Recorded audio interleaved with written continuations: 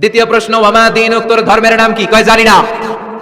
ফেরেশতারা কয় আর প্রশ্ন বাকি একটা, তারপরে আঙ্গ খেলা শুরু।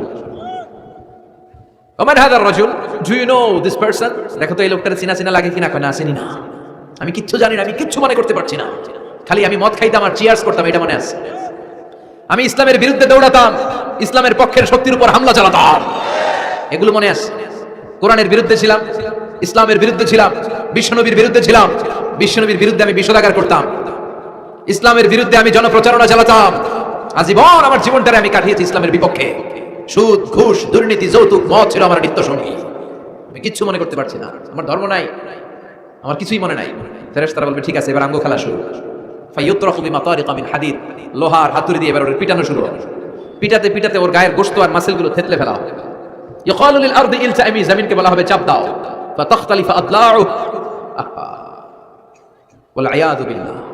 কবরের এক পাশের মাটি আরেক পাশের মাটি এমন ভাবে চাপ দিবে, ডান পাশের পাঁজরের হাড় বাম দিকে ঢুকে যাবে, বাম দিকের হাড়টি ডান পাশে এসে যাবে। ওর চিৎকারে পুরো কবরস্থানটা থারথার করে কাঁপবে। ওরে বাঁচানোর তখন কেউ থাকবে না। ওর ক্ষমতা, ওর দাপট, ওর হুঙ্কার, ওর অহংকার ওরে বাঁচাতে পারবে না। চিল্লায় বলেন ঠিক কিনা? হাত্তা সা, কিয়ামত পর্যন্ত, কিয়ামত পর্যন্ত এই দুর্বিষহ জীবন সময় তার কাটতেই থাকবে। আল্লাহ কবরের এই আযাব থেকে তুমি আমাদেরকে বাঁচাও। সূরাতুল মুলক যারা নিয়মিত তেলাওয়াত করবে, আল্লাহর মেহেরবানিতে তাদের কবরে কোনো আযাব হবে না। করতে রাজি আছেন? কথা কয় না, করতে রাজি আছেন সবাই?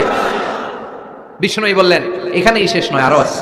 শাফাআত লি সাহিবিহা, এই সূরাটা কিয়ামতের দিন এই সূরা যে তেলাওয়াত করবে তার পক্ষে সুপারিশ করবে।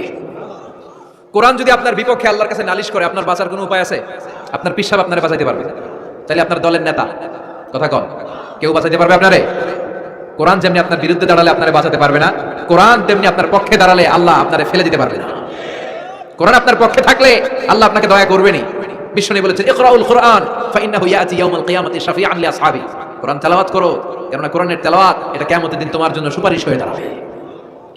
এজন্য বিষ্ণু বললেন যে ব্যক্তি সূরাতুল মুলক নিয়মিত তেলাওয়াত করবে, এই সূরাটা কিয়ামতের দিন ওই তেলাওয়াতকারীর জন্য আল্লাহর কাছে সুপারিশ করবে।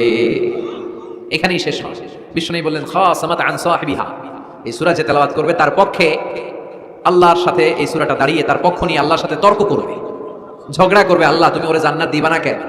ওরে মাফ করবা না কেন? তুমি না গফুর, তুমি না গফফার, তুমি না রহিম, তুমি না রহমান, তুমি মাফ করে দাও। ও মিয়া, সুপারিশ করতেছে কে? সূরাতুল মুলক। সুবহানাল্লাহ কইবেন না? কতক্ষণ এই তর্ক আল্লাহর সাথে সে চালাবে? হাত্তা আদখালাহুল্লাহুল জান্নাহ, যতক্ষণ না আল্লাহ তার জান্নাতে না ঢুকায়। এখানেই শেষ নয়, বিষ্ণু বললেন মান ক্বারাআ বিহা ফি লাইলাতিন ফাকাদ আকসারা ওয়া আতাবা, রাত্রি বেলায় যে এই সূরাটা তেলাওয়াত করবে পুরো রাতটাকে বরকতময় করে দিবে কে? এজন্য বিশ্বনবী বলেন আমি চাই আমার সব উম্মত এই সূরাটা মুখস্থ করে নেক।